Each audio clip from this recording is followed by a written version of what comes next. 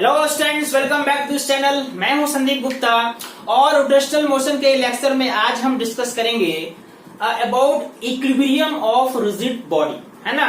Equilibrium में rigid body कब रहेगा, क्या कंडीशन होगा और कितने तरह के इक्विलिब्रियम हो सकते हैं रिजिड बॉडी में, ये हम आज इस वीडियो में समझेंगे। जब हम एक पॉइंट पार्टिकल का इक्विलिब्रियम पहले हम लोग कर चुके हैं डिस्कस, उसमें हमने बस नेट फोर्स को जीरो किया था, कोई फोर्स नहीं लग रहा है, point particle is in equilibrium, क्योंकि उसमें ट्रांसलेशनल मोशन होगा ही नहीं। लेकिन रिजिड बॉडी में ट्रांसलेशनल मोशन भी हो सकता है और रोटेशनल मोशन भी हो सकता है, तो आपको दोनों तरह का इक्विलिब्रियम चाहिए, है ना। यानी rigid body will be in equilibrium if net force should be zero and net torque should also be zero. Net force zero है तो बॉडी ट्रांसलेशनल इक्विलिब्रियम में होगा, ठीक है, बॉडी विल नॉट ट्रांसलेट। और अगर नेट टॉर्क जीरो है then body will be in rotational equilibrium, body will not rotate about any axis.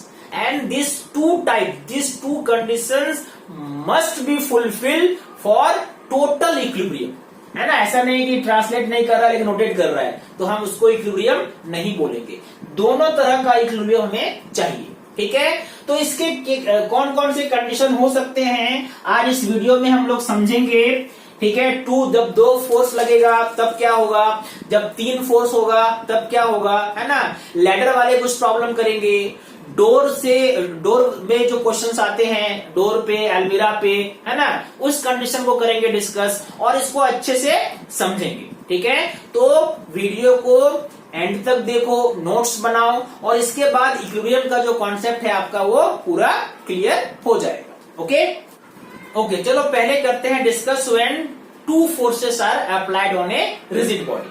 देखो मैंने दो डायग्राम ड्रॉ किया है, दोनों ही डायग्राम में you may see that there are two forces acting on the body. Now let's discuss this first. Here you can see, यहाँ पे आप देखो ये जो F है, इन दोनों का लाइन ऑफ एक्शन जो है, लाइन ऑफ एक्शन दोनों कोइंसिडेंट है, मतलब दोनों के लाइन ऑफ एक्शन में कोई सेपरेशन नहीं है, दोनों का लाइन ऑफ एक्शन एक दूसरे को इंटरसेक्ट करता है ना। तो इस कंडीशन में चूंकि फोर्सेस जितना फोर्स राइट में लग रहा है उतना ही फोर्स लेफ्ट में लग रहा है, तो नेट फोर्स तो जीरो है, that means F net equal to zero, correct. Okay, और दूसरा चूंकि ये जो फोर्स है ये दोनों सेंटर ऑफ मास को इंटरसेक्ट कर रहा है और इन दोनों के लाइन ऑफ एक्शन में, ठीक है, इन दोनों के लाइन ऑफ एक्शन में कोई गैप नहीं है, कोई डिफरेंस नहीं है, दोनों एक दूसरे को इंटरसेक्ट करते हैं, इसलिए यहाँ पे नेट टॉर्क भी क्या है, जीरो। और चूंकि ये दोनों कंडीशन फुलफिल हो गया, that means body is in equilibrium, ये इक्विलिब्रियम का कंडीशन हो गया। यहाँ पे देखो, यहाँ पे राइट साइड में जितना फोर्स लग रहा है लेफ्ट में भी उतना ही फोर्स लग रहा है, यानी अगर आप नेट फोर्स निकालोगे तो यहाँ पे नेट फोर्स जीरो है, यानी body is in translational equilibrium because net force is zero. लेकिन नेट टॉर्क जीरो नहीं है, क्योंकि अब देखो ये जो फोर्स है इन दोनों के लाइन ऑफ एक्शन में गैप है ना, है कि नहीं। यानी ये दोनों फोर्स जो है अब ये दोनों फोर्स क्या करेंगे, टॉर्क प्रोड्यूस करेंगे, ठीक है।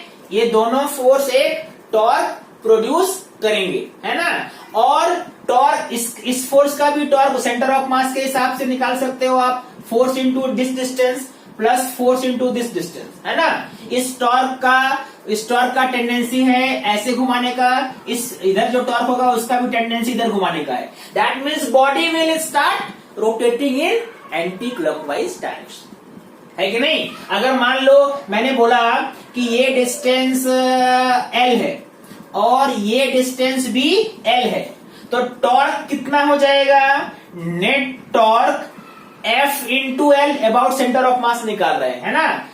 F into L angle 90 degree है, और इसका भी टॉर्क कितना है, F इंटू एल, दोनों एंटी क्लॉकवाइज है, तो आपने क्या किया, आपने ये ऐड कर दिया, यानी नेट टॉर्क 0 नहीं है, नेट टॉर्क कितना है 2FL।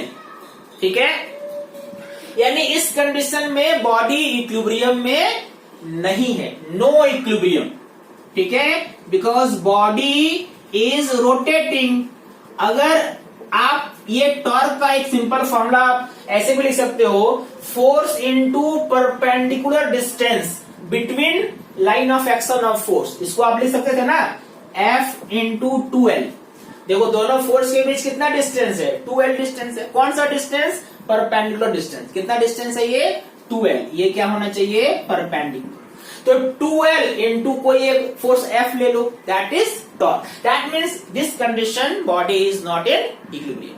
तो इक्विलिब्रियम के लिए ये कंडीशन सेटिस्फाई होना चाहिए।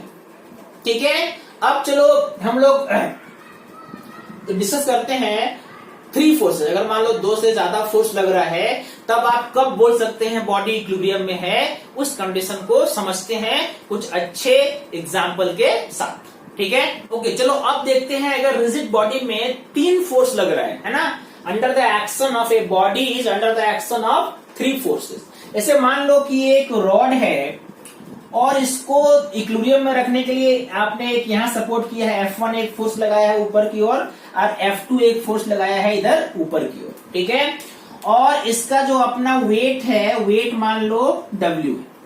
अब देखो यहाँ पे रॉड पे 3 फोर्स काम कर रहा है, कौन कौन सा, F1, W और F2। ये इक्विलिब्रियम में हो सकता है। ठीक है, इक्विलिब्रियम में अगर ये इस कंडीशन में अगर ये इक्विलिब्रियम में होगा तो आप इसके लिए लिख सकते हो क्या कि F नेट 0 है, F नेट इक्वल टू 0 और टॉर्क भी क्या होना चाहिए, 0 होना चाहिए। यहां पे इक्विलिब्रियम हम इक्विलिब्रियम के कंडीशन को सेटिस्फाई कर सकते हैं by doing F net equal to 0 and torque net equal to 0। ध्यान से देखो कि ये तीनों फोर्स आपस में क्या है, पैरेलल है ना। तो ये कंडीशन याद रखो, 3 फोर्स में पहला कंडीशन क्या होना चाहिए, line of action of 3 forces must be parallel to each other. क्या होना चाहिए, पैरेलल टू ईच अदर। चलो मस्ट शुड लिखते हैं क्योंकि एक और कंडीशन है, should be parallel to each other. ये तीनों एक दूसरे के पैरेलल है, तो अब ये कंडीशन आप लिख सकते हो।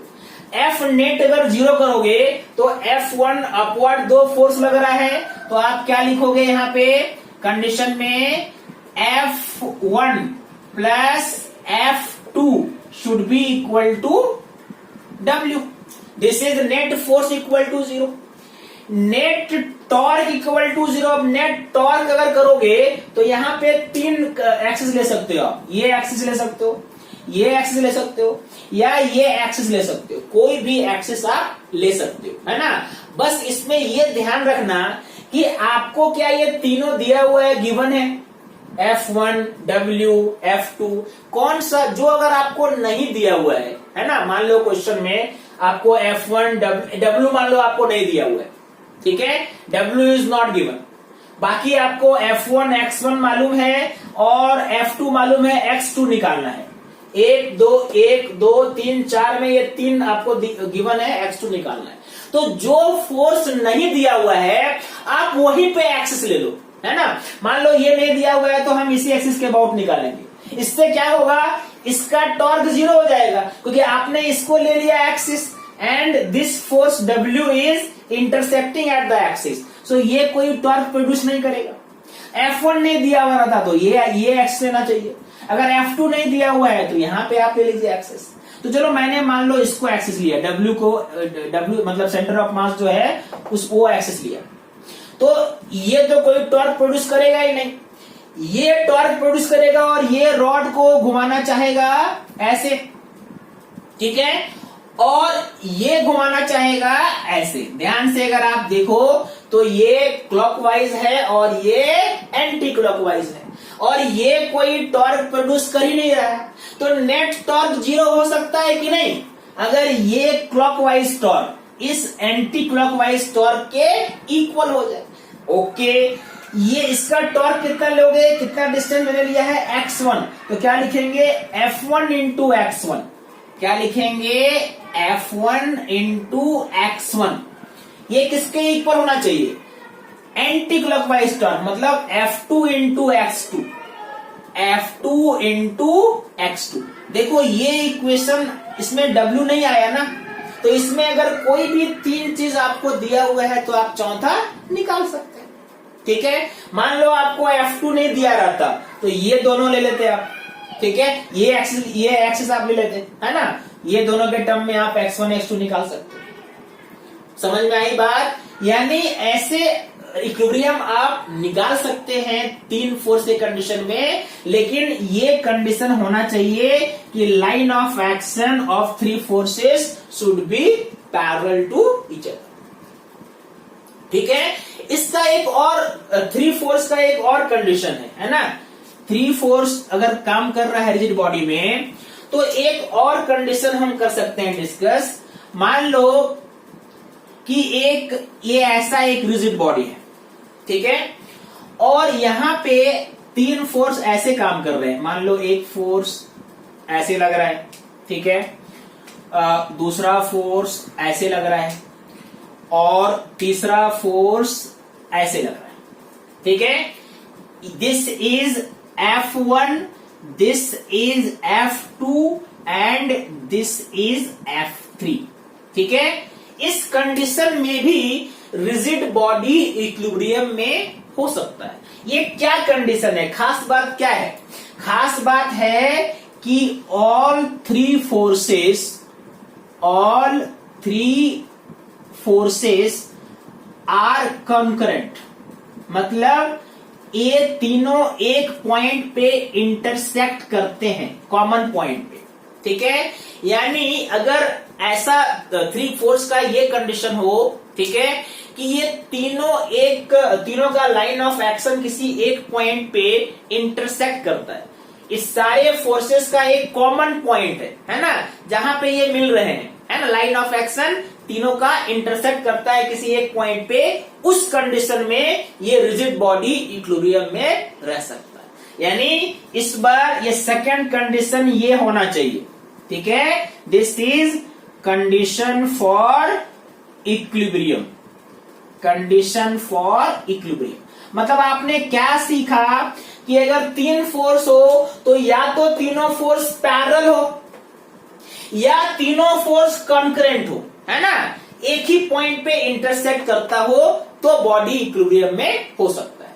इसको मैं इसका एग्जांपल तो आप यहां समझ गए, इसका एग्जांपल लेते हैं, है ना, इसका एक दो एग्जांपल लेते हैं और अच्छे से इसको समझते हैं। ठीक है, नोट करो तब तक इसको। अब देखो, इस कॉन्सेप्ट को समझने के लिए सबसे अच्छा एग्जांपल है लैडर, है ना। लैडर वाले क्वेश्चंस बहुत सारे आते हैं और कंफ्यूज भी करते हैं, तो मैंने एग्जांपल में वही कंडीशन लिया है। ठीक है, लैडर रिलेटेड कंडीशन। इसमें हम दो कंडीशन हम लेने वाले हैं। एक अगर लैडर इक्विलिब्रियम में है, दो वॉल है, मान लो ये वर्टिकल वॉल स्मूथ है और हॉरिजॉन्टल वॉल रफ है, पहला कंडीशन। दूसरा हम लेंगे जब दोनों वॉल रफ हो, है ना। अब इस कंडीशन में मान लो कि लैडर इक्विलिब्रियम में है, क्या दिया हुआ है कि ladder is in equilibrium.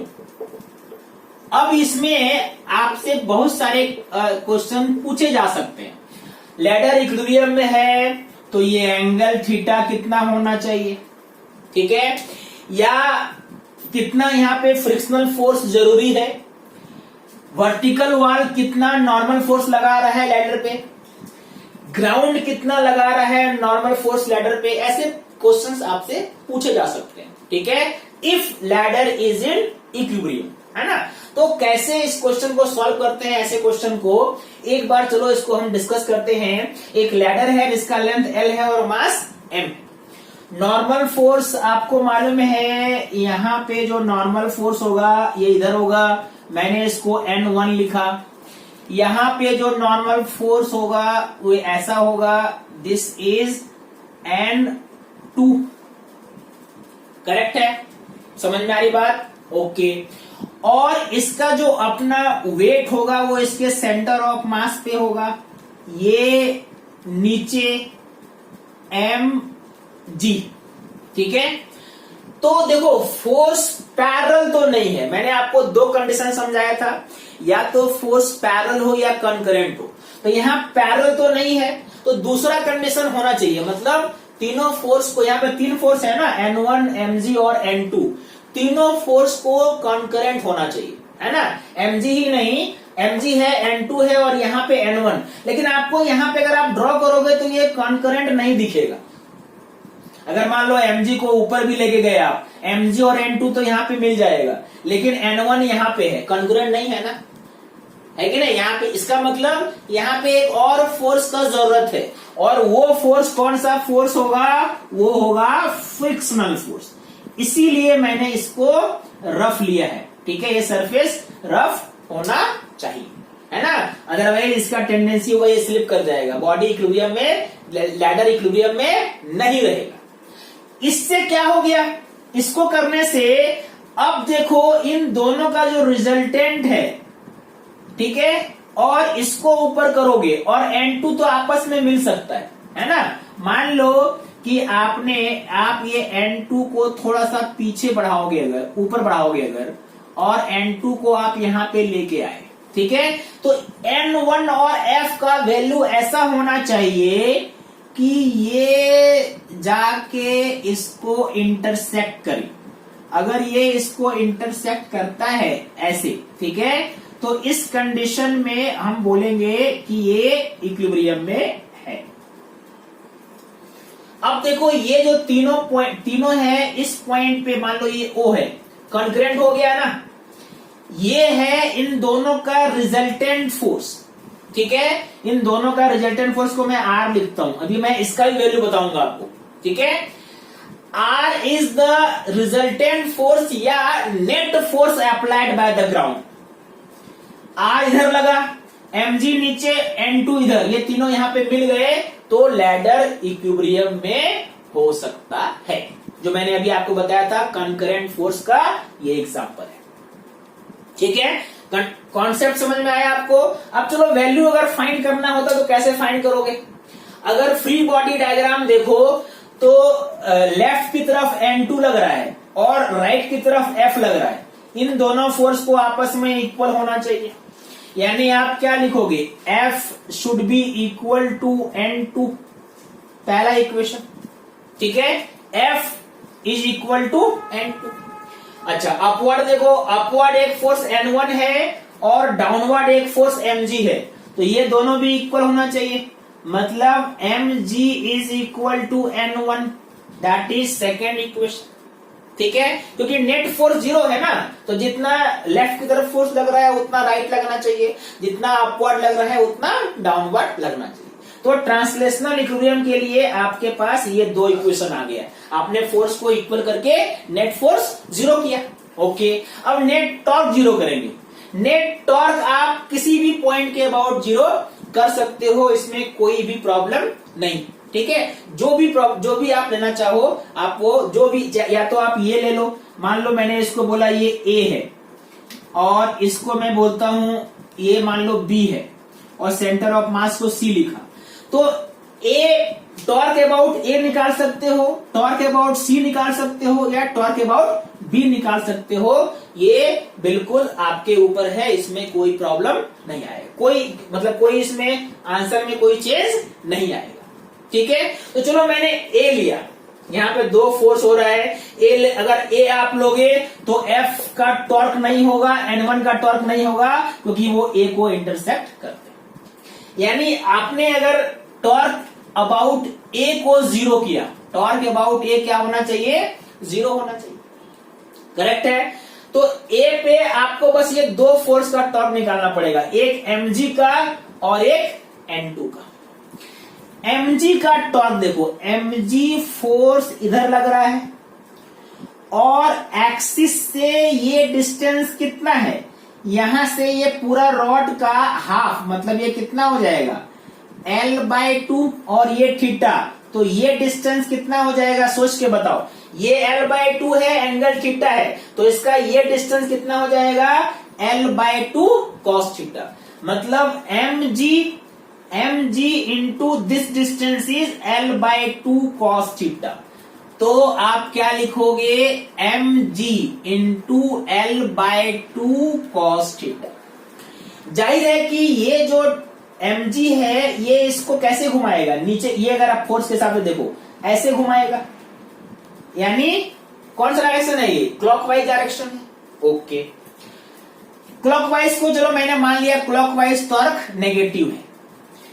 N2 देखो, N2 इसको ऐसे घुमाएगा और ये क्या है एंटी क्लॉकवाइज, तो N2 का टॉर्क क्या होगा पॉजिटिव होगा। ओके, N2 का टॉर्क का वैल्यू कितना होगा, N2 ये फोर्स है और यहां पे एक्सिस है, ठीक है, N2 का ये लाइन ऑफ एक्शन है ना, और ये डिस्टेंस एक्सिस से आप ले लिया परपेंडिकुलर डिस्टेंस, तो ये डिस्टेंस कितना होगा जितना ये डिस्टेंस है, यानी अगर ये L है और ये थीटा है तो ये डिस्टेंस कितना हो गया L sin theta. That means plus N2 into L sin theta is equal to 0। ठीक है, N2 के जगह में आप याद रखो F लिख सकते हो, N1 के जगह में mg लिख सकते हो। ठीक है, ये मालूम है ना आपको। ठीक है, अब इसको हम क्या लिख सकते हैं mg, है ना, उधर ले जाएंगे माइनस माइनस कैंसिल हो जाएगा, mg into L/2 cos theta is equal to N2 के जगह में हम क्या लिख सकते हैं f into L sin theta, L cancel, यानी f का वैल्यू कितना हो गया, f का वैल्यू आप निकाल सकते हो, साइन को इधर ले आओ। ठीक है, तो f का वैल्यू कितना फ्रिक्शनल फोर्स लग रहा है mg cos theta by 2 sin theta, this is f। That means इसको आप ऐसे भी लिख सकते हो ना, mg बाय 2 tan थीटा, क्या कॉस को नीचे ले जाएंगे तो क्या हो जाएगा ये sine by cos, that means tan theta. अब यहां से अगर f सब कुछ मालूम है, f निकालना है तो देखो आंसर आ जाएगा। अगर थीटा निकालना है आपको, मान लो, है ना, थीटा अगर निकालना है तो tan theta is equal to mg by 2f। ठीक है, f नहीं दिया रहता है normally, coefficient of friction mu दिया रहता है, तो mg बाय 2f में f के जगह में हम क्या लिख सकते हैं n2, f के जगह में यहाँ पे n2 तो है ही, और ये जो f है, f मान लो लिमिटिंग केस है ना, लिमिटिंग कंडीशन है कि मैक्सिमम वैल्यू ऑफ थीटा आपसे पूछ रहा है, जहां पे ये इक्विलिब्रियम में हो सकता है, या मिनिमम वैल्यू पूछ रहा है, कहने मतलब वो लिमिटिंग कंडीशन है, तो उस कंडीशन में f के जगह में हम न्यू mg लिख सकते हैं, यानी ये फॉर्मूला क्या हो जाएगा mg bye 2 into mu mg, तो mg कैंसिल, यानी tan theta equal to 1/2 mu. तो अगर आपसे एंगल पूछे, भाई एंगल बताओ कि कब इक्विलिब्रियम में रहेगा, तो आप एंगल क्या बोलोगे, theta equal to, limiting case में कितना होना चाहिए एंगल, tan इनवर्स 1/2 न्यू। आपको बस क्या चाहिए, कोएफिशिएंट ऑफ फ्रिक्शन चाहिए और कुछ नहीं चाहिए। समझ में आ रहा है। ठीक है, ये सरफेस रफ है, यहाँ पे कोई फ्रिक्शन है ही नहीं, इसलिए फ्रिक्शन लेने के टाइम मैंने N2 को कंसिडर नहीं किया। तो इसमें आप देखो N1 निकाला, N2 निकाला, फ्रिक्शन फोर्स निकाला, थीटा निकाला, कंडीशन समझा कि कैसे ये तीनों एक दूसरे को इंटरसेक्ट करते हैं एंड फोर्सेस आर कंकरेंट। आपसे अगर पूछा जाता कि ग्राउंड ने नेट फोर्स कितना लगाया, तो क्या बोलते आप? अगर मैं आपको बोलूं कि ग्राउंड का नेट फोर्स बताओ, ठीक है, net force F net by ground, मतलब this I am talking about R. तो आर देखो दो फोर्स का रिजल्टेंट है, N1 का और F का। तो आप क्या लिखते हैं इसको, N1 square plus F square. N1 कितना है mg और F आपने यहां पे निकाला है, देखो यानी ये फोर्स कितना हो जाएगा, N1 मतलब mg होल स्क्वायर प्लस यहां पे mg बाय 2 tan थीटा का होल स्क्वायर। कितना आएगा आपको मालूम है, कितना आएगा ये mg, चलो बाहर ले सकते हो आप, स्क्वायर में है, कॉमन लेके बाहर निकाला आपने, इनटू यहां पे हो गया 1 प्लस 1 बाय ये क्या हो जाएगा 4 tan स्क्वायर थीटा। ये कौन सा फोर्स निकला, ये आर निकला, मतलब ग्राउंड नेट फोर्स कितना लगा रहा है लैडर पे, ये भी निकाल सकते हो। तो लैडर में कुछ भी इसमें अगर आपसे पूछता है तो आप आंसर ला सकते हो, ठीक है। अगर मान लो दोनों सरफेस रफ होता है ना, ये भी रफ होता और ये भी रफ होता, तब कैसे हम सॉल्व करते, अब वो देखेंगे, इसको अच्छे से नोट करो पहले। अब चलो करते हैं डिस्कस, अगर लैडर ऐसे कंडीशन में इक्विलिब्रियम में है जहां पे वर्टिकल वॉल और हॉरिजॉन्टल ग्राउंड दोनों रफ हो, ठीक है, मैंने एक कंडीशन लिया, ये भी रफ है और ये भी रफ है, इसका फ्रिक्शन कोएफिशिएंट ν1 है, इसका फ्रिक्शन कोएफिशिएंट ν2 है, रॉड का लेंथ L है, मास m है और इक्विलिब्रियम के लिए एंगल थीटा दिया हुआ है ना, ये आपको गिवन है। अब इसमें कुछ भी पूछ सकता है, थीटा ही बताओ कितना है, किस एंगल पे होगा इक्विलिब्रियम में, ग्राउंड का नॉर्मल फोर्स N1 कितना होगा, इसका नॉर्मल फोर्स N2 कितना होगा, ठीक है। कुछ भी अगर आपसे पूछे तो इसका जो बेसिक है, कॉन्सेप्ट है, वो करते हैं यहाँ पे डिस्कस, है ना। तो सबसे पहले आपको मालूम है कि ग्राउंड यहाँ पे एक फोर्स लग रहा है, मान लो N1। अगर ये नॉर्मल फोर्स N1 है तो इधर कितना लगेगा फ्रिक्शनल फोर्स, इधर लगेगा ν1 N1, ν1 इसका फ्रिक्शन कोएफिशिएंट है, यहां पे N2 है नॉर्मल फोर्स, और चूंकि लैडर का टेंडेंसी नीचे आने का है तो फ्रिक्शन किधर लगाओगे, ऊपर लगाओगे, और ये फ्रिक्शन कितना हो जाएगा, इस बार कोएफिशिएंट ν2 है तो ν2 N2, और रॉड का मास mg तो लगेगा ही नीचे, है ना, इतना ही फोर्स है ना। अब अगर ये इक्विलिब्रियम में है तो नेट फोर्स 0 होना चाहिए और नेट टॉर्क भी 0 होना चाहिए। तो नेट फोर्स पहले यहां पे 0 करते हैं, नेट फोर्स 0 करोगे तो देखो लेफ्ट की तरफ N2 लग रहा है, राइट की तरफ ν1 N1 लग रहा है, यानी इन दोनों को आपस में इक्वल होना चाहिए, N2 should be equal to ν1 N1, N2 should be equal to ν1 N1। Upward में दो फोर्स है इस बार, N1 भी है और ν2 N2 भी है, यानी N1 ये दोनों अपवर्ड फोर्स को ऐड करो तो ये क्या हो जाएगा, N1 plus ν2 N2 is equal to downward force क्या है mg। यहां पे ये दो इक्वेशन हो गया, यहां पे आप N1 N2 को ν1 ν2 के टर्म में, वेट के टर्म में लिख सकते हो, है ना। अगर इन दोनों को सॉल्व करोगे आप तो N2 के जगह में हम क्या लिख सकते हैं, ν1 N1, इसी को देखो आगे बढ़ाते हैं तो ये क्या हो जाएगा, N1 प्लस ν2 इंटू N2 के जगह में क्या है, ν1 N1 is equal to mg, correct है। यानी N1 आपने यहां पे कॉमन ले लिया तो ये क्या बना, 1 प्लस ν1 ν2, यही ना, is equal to mg, that means N1 is equal to mg divided by 1 plus ν1 ν2। अगर आपको वेट मालूम है, m दिया हुआ है और दोनों फ्रिक्शन कोएफिशिएंट मालूम है तो ग्राउंड कितना नॉर्मल फोर्स लगाएगा ये आप निकाल सकते हो। और N1 का वैल्यू यहाँ पे पुट कर दो तो N2 भी आ जाएगा, और N2 क्या हो जाएगा, बस इसी को ν1 से मल्टीप्लाई कर दो, मतलब ये क्या हो गया, ν1 mg divided by 1 plus ν1 ν2। This is value of n1 and n2 जो आपको यहां पे मिल गया।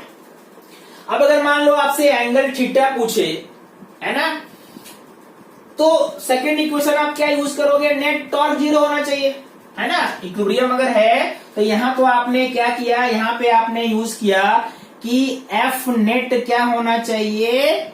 0 होना चाहिए, तो ये कंडीशन आया। वैसे ही नेट टॉर्क भी क्या होना चाहिए? 0 होना चाहिए। अब मान लो टॉर्क किस पॉइंट के हिसाब से लेंगे? यहाँ पे दो फोर्स है, तो अगर यहाँ पे आप ले लेते हो ए पॉइंट लेते हो, मैंने इसको मान लो ए माना, ठीक है, ये सी है और ये बी है, तो ए लेने से क्या होता है, ये दोनों फोर्स जो है टॉर्क नहीं लगाता है, तो ये दोनों फोर्स को आप इग्नोर कर सकते हो, थोड़ा आसान हो जाता है सॉल्व करना। तो चलो हम क्या लेते हैं, torque about A equal to 0। अगर ये टॉर्क अबाउट ए 0 है, ये रफ है न्यूटन, ओके, तो ए के हिसाब से टॉर्क निकालोगे तो फिर से mg का टॉर्क कैसा है? mg का टॉर्क क्लॉकवाइज है, नेगेटिव लेंगे, तो माइनस mg इंटू mg का डिस्टेंस कितना है? ये डिस्टेंस कितना हो जाएगा? पूरा l है, तो यहां से यहां तक कितना हुआ? l/2, और उसका ये component l/2 cos theta, l/2 cos theta, correct है? ओके। और इसका टॉर्क n2 का टॉर्क एंटी क्लॉकवाइज है, इसलिए इसको पॉजिटिव लेंगे, ठीक है। n2 इंटू n2 का डिस्टेंस देखो, एक्सिस से ये डिस्टेंस हो जाएगा, एक्सिस यहां पे है, ये डिस्टेंस हो जाएगा, और ये डिस्टेंस मतलब ये डिस्टेंस, तो अगर ये l है और ये एंगल थीटा है, तो ये डिस्टेंस कितना हो गया? l sine theta, n2 into l sine theta. और कोई फोर्स है क्या टॉर्क के लिए? बिल्कुल, ये भी एंटी क्लॉकवाइज घुमाएगा, तो इसको भी प्लस लोगे, और ये कितना हो जाएगा? ν2n2, ये फोर्स है, और इस फोर्स का लाइन ऑफ एक्शन ऐसा है, और एक्सिस से इसका परपेंडिकुलर डिस्टेंस, इसका लाइन ऑफ एक्शन का ये डिस्टेंस है, पूरा रॉड का लेंथ l है, एंगल थीटा है, तो ये डिस्टेंस कितना हो गया? l cos थीटा, उतना ही हुआ ना, यानी into l cos theta should be 0, यही है ना। यानी इसको उधर ले जाओ, n2 इन दोनों से कॉमन ले लो, l हटा दें क्या? चलो l पहले यहां पे हटा देते हैं, l ओके। n2 यहां पे आपने कॉमन ले लिया, तो क्या मिला आपको? साइन थीटा, क्या मिला? Sine theta plus ν2 cos theta, ν2 cos theta, और इधर क्या है? इधर है mg cos theta by 2, mg cos theta by 2, यही है ना। n2 का वैल्यू आप निकाल चुके हो, कितना निकाला है आपने? ν1 mg बाय 1 प्लस ν1 ν2, ये वैल्यू यहां पे हम पुट कर सकते हैं, ठीक है। तो ये वैल्यू अगर आपने पुट कर दिया तो ये हो जाएगा ν1 mg divided by 1 plus ν1 ν2 into, ठीक है, इंटू ये क्या हो गया? Sine theta plus ν2 cos theta, ν2 cos theta is equal to mg cos theta by 2। mg आपको दिख रहा है कि कैंसिल हो रहा है, यहां पे हो रहा है क्या? और आपको थीटा चाहिए, आपको वैल्यू एक्चुअल में हम ये सॉल्व कर रहे हैं थीटा लाने के लिए, है ना। तो थीटा वाले को इधर ले लेते हैं, बाकी जो टर्म है उसको उधर ले जाते हैं, तो ये एक्सप्रेशन कैसा बनेगा? ये बनेगा sine theta plus ν2 cos theta divided by, इस cos को इधर लेके आ जाओ, ये वैल्यू दिया रहता तो अभी तक आपका आंसर आ जाता, बट मैं आपको एक ट्रिक बता रहा हूँ, ये फॉर्मूला बता रहा हूँ जो आपको याद रहेगा तो आप सॉल्व करोगे, है ना। और वो कैसे निकालेंगे हम वही डिस्कस कर रहे हैं। ये 2 आ गया, 1 इधर क्या इधर हो गया 1 प्लस न्यू 1 न्यू 2 और ये न्यू 1 नीचे आ गया 2 न्यू 1। साइन बाय कॉस क्या होगा tan थीटा, यहाँ पे cos cos cancel, tan theta plus mu 2 equal to 1 plus mu 1 mu 2 divided by 2 mu 1। आपको एंगल चाहिए, tan थीटा चाहिए, न्यू 2 को उधर ले जाओ, that means tan theta is equal to 1 plus mu 1 mu 2 by 2 mu 1 minus mu 2। अब आपको समझ में आ रहा है कैसे हो जाएगा, ये 2 न्यू 1 न्यू 2 माइनस में हो जाएगा, प्लस में माइनस करोगे तो ये कितना हो जाएगा, ये हो जाएगा 1 minus new 1 mu 2 divided by 2 mu 1। यही है ना, ये किसका फॉर्मूला है, ये tan थीटा का फॉर्मूला है। यानी tan थीटा का फॉर्मूला क्या आया, tan थीटा का फॉर्मूला आया 1 minus new 1 into new 2 divided by 2 mu 1। ये अगर दोनों सरफेस रफ है तो किस एंगल पे इक्विलिब्रियम मिलेगा, ये आप यहां पे निकाल सकते हैं अगर न्यू 1 न्यू 2 मालूम हो तो। दोनों सरफेस रफ है, अभी आपने पढ़ा था एक सरफेस रफ है तो क्या होगा। अभी पहले वाले कंडीशन में हमने ग्राउंड को रफ लिया था, न्यू 2 को 0 लिया था। तो अगर आपने न्यू 2 को यहां पे 0 कर दिया, इफ न्यू 2 इक्वल टू 0, देखो पहले वाला कंडीशन आ गया ना, tan theta equal to 1 by 2 mu 1। यही पढ़ा था ना हमने इसके पहले वाले कंडीशन में जब ग्राउंड रफ था। तो इससे आप एंगल, दोनों सरफेस जब रफ हो तो एंगल निकाल सकते हो, n1 n2 निकाल सकते हो और किसी भी तरह के क्वेश्चन को सॉल्व कर सकते हो। आई होप आपको ये अच्छे से समझ में आया, यू हैव अंडरस्टूड प्रॉपरली, है ना। कोई भी डाउट हो तो मुझे आप कमेंट करो, ठीक है। अभी आप इसको नोट करो।